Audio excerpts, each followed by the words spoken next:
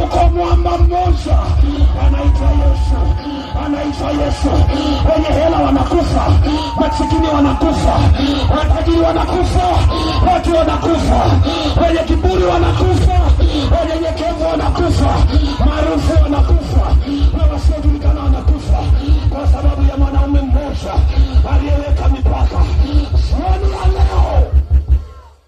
Jioni ya leo nakupa shauri, rudi kwenye mikono ya Mungu. Maisha yako yana mipaka. Mwanamke unayenisikiliza, acha kujificha kanisani. Maisha yako yana mipaka.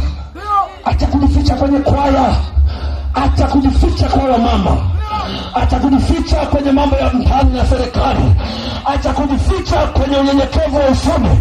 Maisha yetu yana mipaka. Jioni ya leo nakuombea kwa Yesu aliye hai, patana na Mungu aliye hai, ili ukifa kwenye mpaka wako, siku moja ukamwone Yesu, siku moja ukamwone Yesu. Maana maisha ya mwanadamu yana mpaka.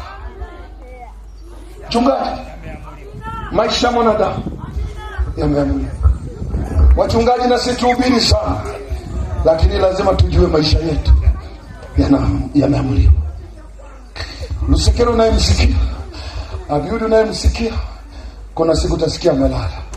Maana maisha yetu yameamuliwa. Fanya yote leo, lakini kumbuka neno hili.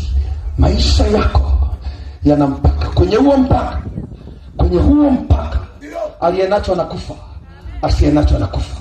Kwenye huo mpaka waliokuwa wanaitwa majambazi sugu walifia hapo. Kwenye huo mpaka waliokuwa wanaonekana ni madoni wenye hela mafinga walikufa. Kwenye huo mpaka simama.